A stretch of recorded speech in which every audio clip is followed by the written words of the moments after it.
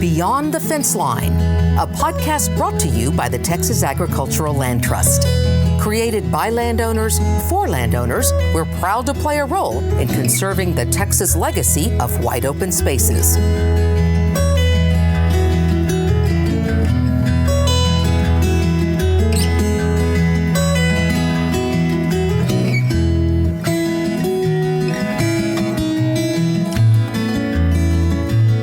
Welcome back to Beyond the Fence Line. I'm Chad Ellis, the CEO of Texas Agricultural Land Trust.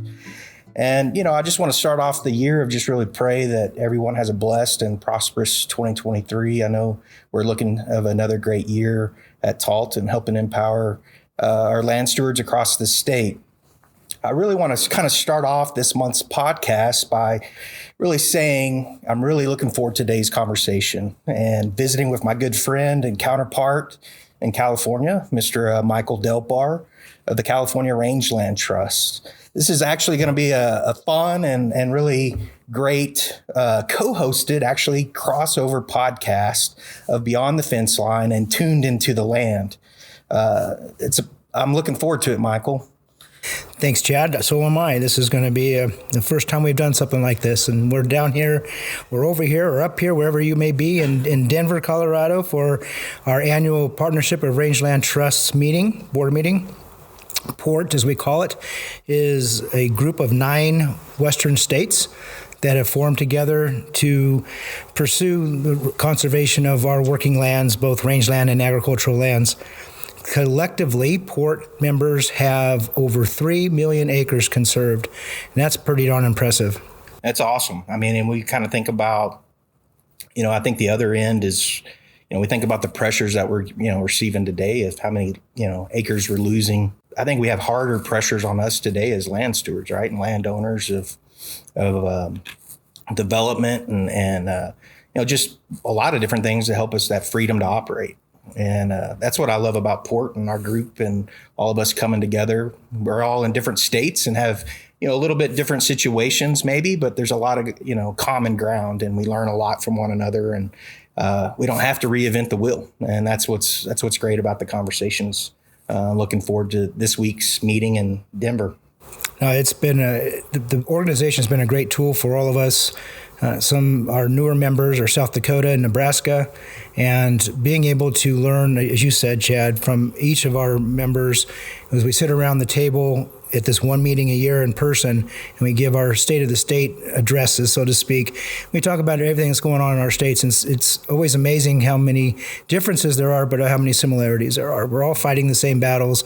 All of our landowners are trying to do what they can to stay on the land, these families, multi-generational in many cases, and the battles that we fight both locally and nationally, and particularly to discuss the policy issues that really impact not just us in the land conservation world, but in the agricultural world altogether. They're making it really a challenge to stay on the land.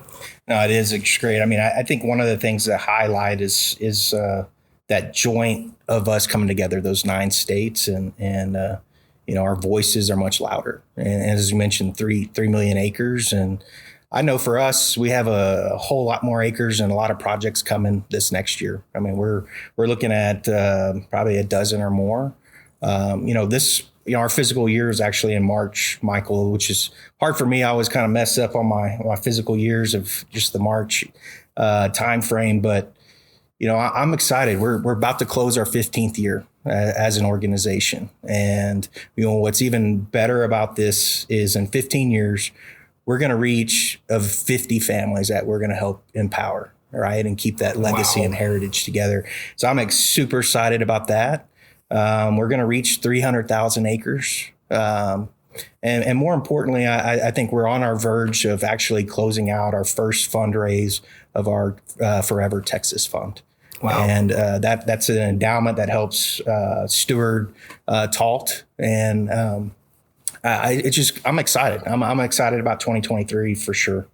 It's our 2022 was a good year for California Rangeland Trust. We closed 7 projects, which is about 8,500 acres. but we have another 14 that we anticipate closing in 23. I don't know those acres off the top of my head, but collectively right now we have 371,000 acres conserved. You're catching up. But we're on, in 2023, this year is our 25th anniversary. So it's a big year for us for celebrating what we've achieved in the past, and then, of course, celebrating what we're going to achieve with all of our landowner partners and supporters in the future. It's going to be a big year. That's awesome. I mean, it's exciting times for sure.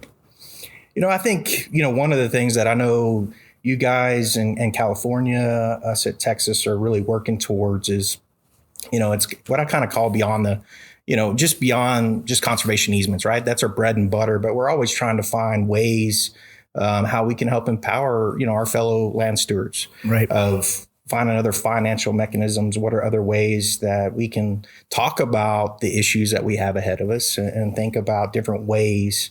And, I think one of those is California has done your kind of evaluation of ecosystem services, right, report and research. And we just finished up ours this last year. I'd like to really kind of dive in a little bit about that and have, a little bit further discussion of California's report, and then maybe us about Texas. And then how do we utilize those numbers like from port, right? Do we have this kind of mechanism and this collaboration, right, of our 9, and how do we use those numbers from a broader beyond our state line?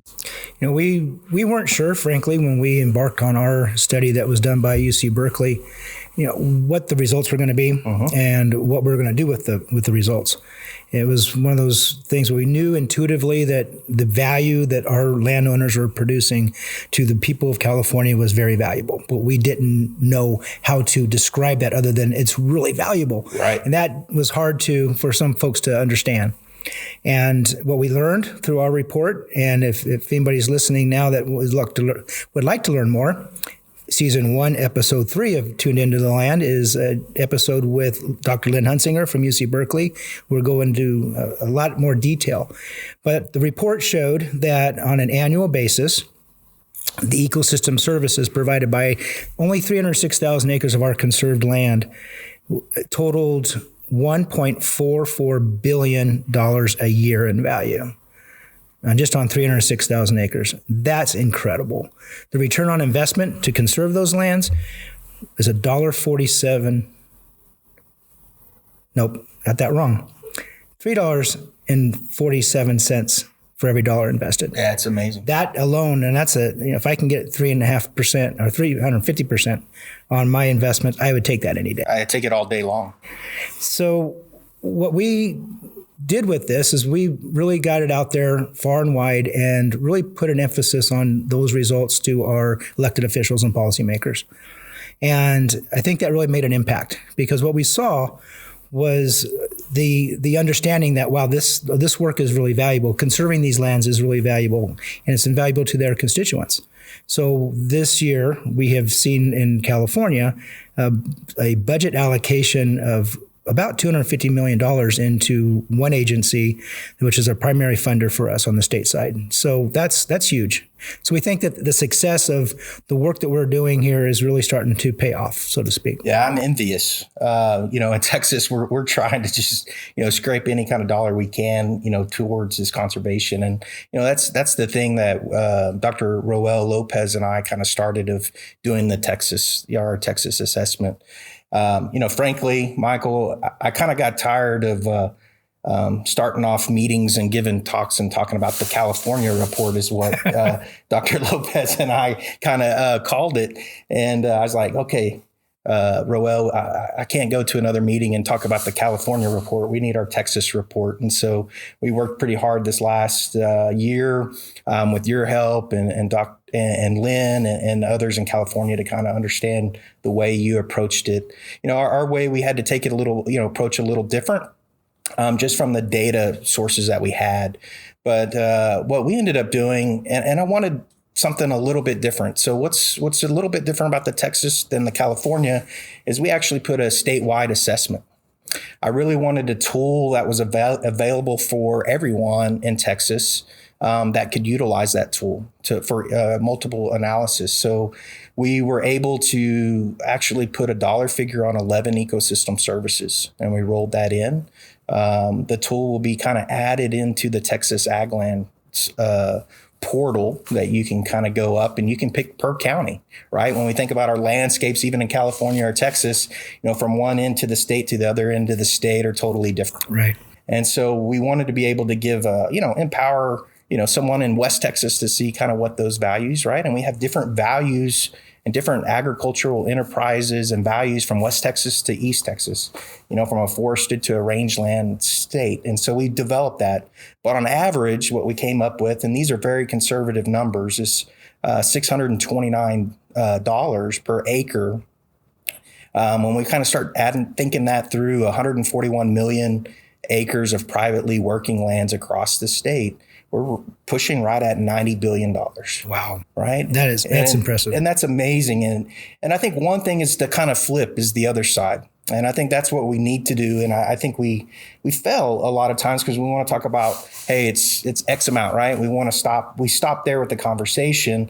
And I think we need to think about, what's it costing us if we don't invest, right? And that's where I want to get Texas to the point of, like you're saying in California, you guys having, $250 million towards conservation. In Texas, we're competitive, right? And we're winning the race of land fragmentation. We're roughly losing 1,000 acres a day of our working lands. All right. So if we think about that and we kind of run the numbers, it's 365,000 acres roughly we're losing a year. And we take that $629, we're basically losing $230 million, right? That's an economic, and that's just 1 year. And that's not adding that those acres aren't coming back, right? We're losing those, year after year after year. So what's it cost us if we don't invest? And that's where I'm excited of how do we utilize, these numbers. Also what I like about is we have this disconnect from agriculture and what you and I are deep in our souls, right? And it's part of our DNA and many others that we work with and our clients. And this gives us an opportunity, I think, to share to all of the public, right, of the importance of those land stewards. And we need those land stewards to provide so many ecosystem services of, clean air, clean water, open space, and et cetera. We talked about the value on the California report, and we too looked at all those ecosystem services, but the one that we didn't, and for California, this was a big one, is the benefit of fuel management for wildfires.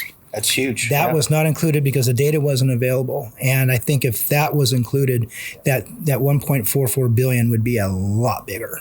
Yeah, and I think that's the thing that we have to be highlight when we talk about these numbers. These are conservative. It's hard, right? And I think to me, it's just like, the California report, the Texas report, it's a foundation, and we start building upon that. More research, more data comes, and it'll all come together and help us. What are other ways that we can add that value to our landowner partners?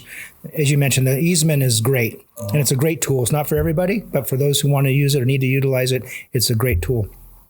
But those benefits are still being provided even after the easement, and that open space, that wildlife habitat, all those ecosystem services. What ways can we provide or work to provide additional monetary benefits to these landowners? Yeah, so I think actually these reports that we're talking about kind of help some of that conversation. I think it's adding that value of opening up marketplaces, right? Of it cost us to manage these lands, right? It cost us, and there's a cost of us developing clean water, clean air. Unfortunately, when we think about the history, we haven't got paid for all that work. But I think the stars are starting to align. We're starting to see more and more marketplaces, right? The one that I think gets the biggest attention right now is the carbon markets. And those are opportunities, for landowners. And there's a lot of landowners sitting on the sideline, rightfully so, and should be, right? And being cautious of that and not jumping in, both feet forward. But the thing is that those carbon markets are real. We've seen over $1 billion traded, right, in these last couple of years on our working lands, kind of agricultural opportunities. And so it's us trying to find ways and help. And that's one thing at TALT that we're really trying to do, Michael, is kind of build a trusted hub of information around ecosystem services, right? Because you don't know what you don't know. And this is all kind of a new frontier and a new kind of wild, wild west, if you want to call it that. And so we want to be able to help people and provide that service of them calling us, and just as we would a conservation easement of saying, here's the pros and cons, right? And let us help you, what are the goals and objective of your family operation, and help them kind of make the best decisions. Is first off, is it the right thing for them?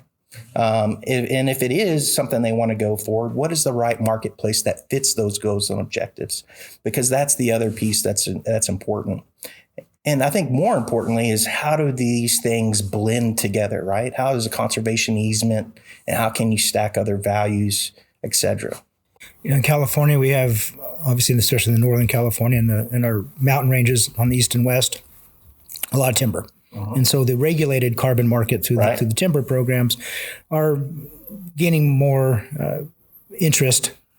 And they're pretty laid out what the rules are, and it's easier to follow. It's a regulated market. Right. But then the, quote, voluntary market, and that is the one in which the grasslands would apply. Personally, I don't see it very voluntary. The rules are laid out, and it kind of defeats the purpose of the word voluntary, in my opinion. But it really makes it a challenge, like you said, for landowners to understand, well, what are the rules? Right. How does this work? And finding a way in which a landowner could be compensated for that work that they're doing, the risk they're taking, the challenges they're facing day in and day out, get them some compensation for the benefit they're not just getting, but all of us are benefiting from. And you are very active in this world and looking at these options. What do you see as potential opportunities for landowners to be compensated on the carbon side? Yes, but even other ecosystem services that aren't as onerous as the voluntary market that we see. Yeah, no, I think that's a good comment and question, Michael. We're starting to see, and I think, near future, how far is near future? I would say in the next 24 months, I think we will see more opportunities, come forward for landowners. I think we're going to start seeing more and more kind of a biodiversity credits and opportunities, and so, but the first question was, well, what the hell is biodiversity, right? And then there's a different definition and thoughts from everybody. And so those kind of where those kind of start. But when we kind of take another step back and we think from a corporate perspective, right? And we see how the carbon markets are happening. We're seeing, sustainability goals and things, right? That, by 2030, we're going to have X, or by 2050. Well, we're starting to see a lot of corporations develop biodiversity goals. And so they have to find ways to meet those goals. And so to me, that looks like that's opportunities. To me, and kind of a little bit maybe what you're talking about on the carbon side as well, is I'm a believer that, this $100 per ton carbon, that's not going to ever be there in my mind. It's really about stacking these ecosystem services and getting paid for multiple of them, right? Of all of that land stewardship that you're doing and putting on the land. So if I got $15 for my carbon, but I got another $15 on a biodiversity, there's water markets out there too. So, if I got another $20 on a water market, then all of a sudden, I'm making $60, $80 an acre. That, am I going to get rich on that? No, but it's going to help me with my management, my decisions, and help me try to, maybe one of these years stay in the black, right? It could make the difference right there. There's not a big profit margin there, so that could really make the difference. But a lot of those monies go right back into the land. Exactly. It goes back into the management and doing things right. And it's hard to do that when you're operating in the red. but we still do it, but it makes it really hard. So if this could be that extra bonus to help get us there. Well, it starts actually putting an ROI, right? Back to think about the reports. It starts giving us an ROI from a land manager, landowner perspective, a ROI back to conservation and putting some of those things, right? And helping us invest into that, the future. And to me, it's the long game too, right? And when we think about conservation, we think about, all of these things and these ecosystem services, there's pieces that it's hard to put, some dollar figures on, especially from a cattle management side, right? When we're building resiliency to be able to work through droughts a little bit better, we're able to kind of handle floods a little bit better with, better soil health, better, management on that side. And that's a lot of value there. But how do we capture that value? One of the things kind of talking about this conversation, Michael, is, and kind of back to you don't know what you don't know. One thing that we did this last year is we developed a 101 around carbon. So it was really about here are key questions to ask on the marketplaces, and it actually goes beyond carbon. You could utilize these, and I think it's really important. And I'd really highlight everybody to kind of go to that document. We built that document kind of not just in a silo. We brought a lot of different partners. We had some lawyers in the room as well. Of one is what are the commitments of whatever marketplace it is. I think that's really key of kind of one of your, like you said, it doesn't seem too voluntary. What are those commitments? What's required on you? How's the compensation? How am I getting paid? What am I getting paid for? Who's paying for, verification and measurement and things of that nature, depending on what it is. What are those true costs, and the long-term commitments. Exactly. And, I think the other side too, to think about is the restrictions, right? What are, some of these marketplaces have, may specify prohibited practices that you normally do. And that's part of your operation, or restrict your ability to participate in other government, or other programs. Right. And so you have to kind of know, it's not just as simple as just jumping in and signing, right? You need to kind of go through that, and always really, encourage everyone to, just like any agreement, you really need a lawyer there to help you and kind of, negotiate those deals too. Well, if the landowner's not careful, there's a lot of programs out there that sound really good, very beneficial, very lucrative in a sense, but it's that fine print, so to speak, that we really need to watch for. So that type of data and information that you're providing is extremely valuable to landowners. It is. And, unfortunately, when we think about this, and I always caution people, I think we're going to see more and more marketplaces pop up, right? And I think when it's all said and done, Michael, I think we're going to end up with, I don't know what the number is, a half a dozen, 8, 10 really legitimate, solid marketplaces in multiple carbon, water, biodiversity, et cetera, that are actually going to be able to, help you. And to me, that's good from a landowner perspective. We need a variety. We don't need one or two, because we all have different goals and objectives and how we do. And then that gives us the option to be flexible, to find the right one that fits us. The thing that scares me, and we started seeing it in Texas this last year, and it really kind of actually forced us to develop this document much quicker. It was kind of all, those to-do items, but it moved up high, is that we're starting to see bad actors show up, right? That are about it, the quick dollar, and their contracts and things are, not in favor by any means of the landowner. And like some of those key things you mentioned, could really hinder that family operation. You come back and bite you. Exactly. Pretty easy. What role, if any, do you see port being able to play in this field? Well, I think, it comes to scale, right? We think of the 3 million acres. And one thing that I want to say that's important to me, right? And I think important to you, and I think important to port, is we think of those 3 million acres and we think of all those families, right? And, we're seeing it in Texas, and this is why it's really important for me. Those, like I mentioned, we're reaching 50 families. Well, a lot of those easements we did, say 15, 12, 10 years ago, those are already starting to hand over to the next generation.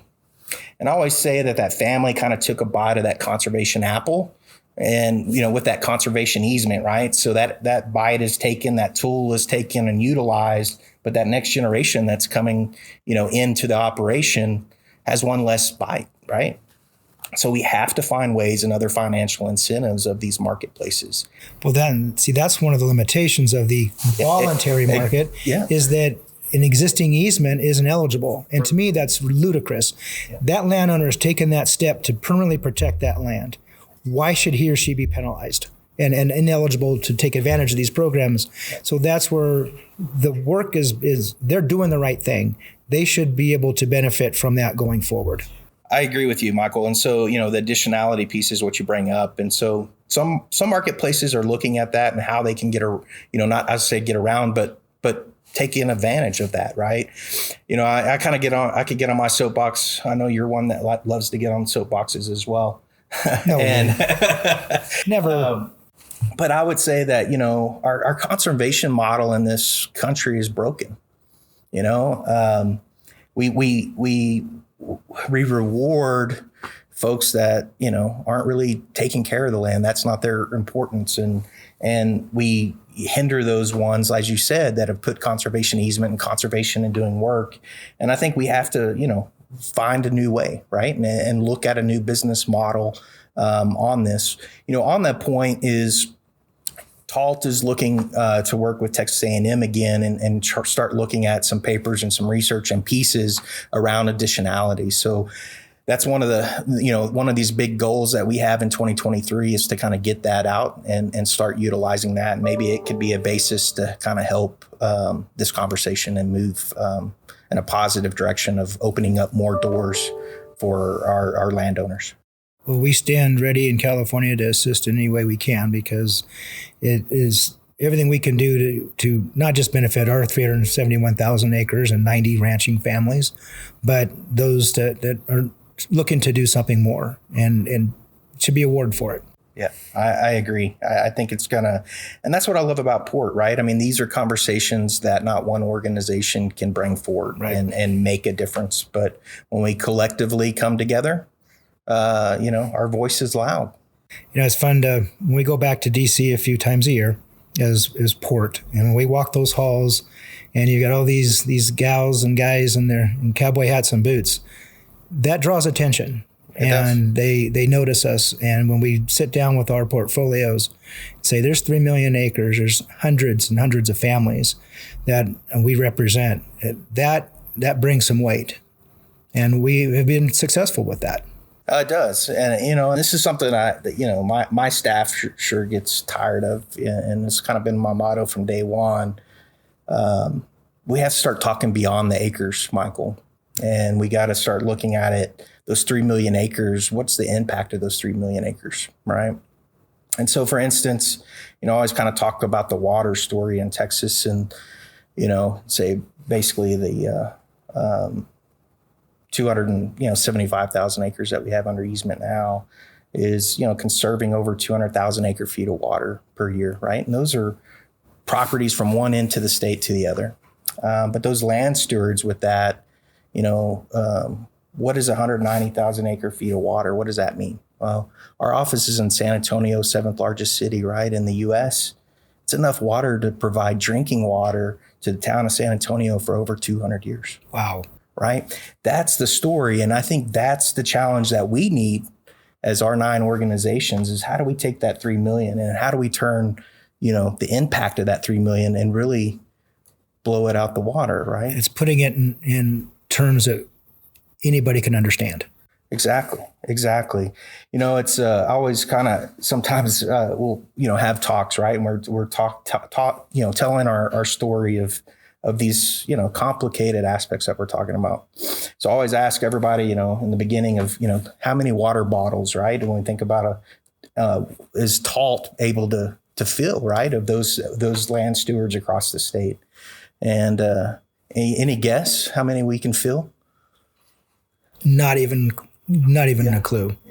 Yeah. Most people, it floors them. They're like 100 million or whatever, and we're 50 billion water bottles, right? So it's just, I mean, you start putting in perspectives where people, no matter if they're, we're all tied to water, right? And we're all tied to, that drinking water. And I think that's a good target that we can all kind of come together and understand and really have the light bulb moment. And that's our goal that we need. And that's the things that we try to do in DC when we're going down the halls is have those light bulb moments and provide solutions and that we can.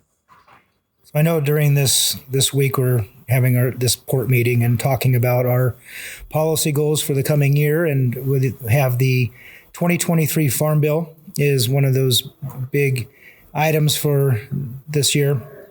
We have a platform that is designed to make that program more efficient, more effective for the landowners, for land trusts. What's your optimism for being able to achieve our policy goals this year? I think I'm very optimistic. I think we can build momentum. When we think of the last Farm Bill, Michael, we made a lot of headway for us, and I think we have the momentum in our favor to keep going in a positive direction. I agree with that. I mean, we set out our list of priorities, and I think we achieved almost every single one of them last time, 4 years or 5 years ago. And I'm optimistic as well. And some of these are higher lifts, stronger lifts than we would like to have or it should be. But I think the goals are there, the desire is there. And if we can get the folks to understand just how important it is to conserve these lands and provide the funding for it through Farm Bill. I mean, we're obviously interested in the conservation title, which is the conservation easements, but it also includes EQIP and other programs that benefit the landowner and their conservation efforts. So we're excited. I'm excited. I know you are, and it's going to be a good couple of days here in Denver where we refine that policy list a little bit more.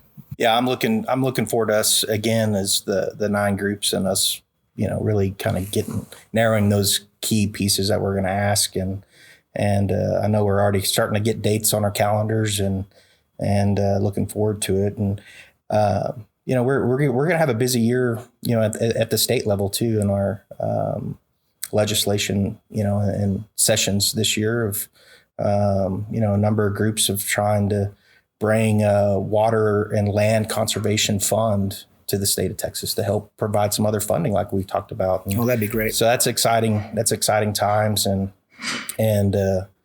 again, I think 2023 is going to be a good year. We hope so as well. Like I said, it's our 25th, so we're going to have a lot of celebrations, but a lot of work to do. And, we got a great team at the California Rangeland Trust on both the outreach and development side, but also our conservation side. So everybody's going to be going full bore this year. It's going to be a big one, but we're excited. You only turn 25 once. That's true. Yeah, it was been a fun us celebrating year 15 for us. So I'm looking forward to another 10 to hit our silver anniversary as well. Great. Well, just want to say thanks again and appreciate, Michael, you sharing, and it's great seeing both of us, different issues, different things in each state, but being able to share our learnings and definitely helps us. And just want to thank everybody else too, the listeners, for joining us, and catch us next time beyond the fence line and tuned into the land. Thank you, Chad. We appreciate it. And I think the hotel catering staff is starting to set up. So I think that's our cue. Yep. We're out of here. Have a blessed one. Beyond the Fence Line is brought to you by the Texas Agricultural Land Trust, dedicated to conserving the Texas heritage of agricultural lands, wildlife habitats, and natural resources. Find out more at txaglandtrust.org.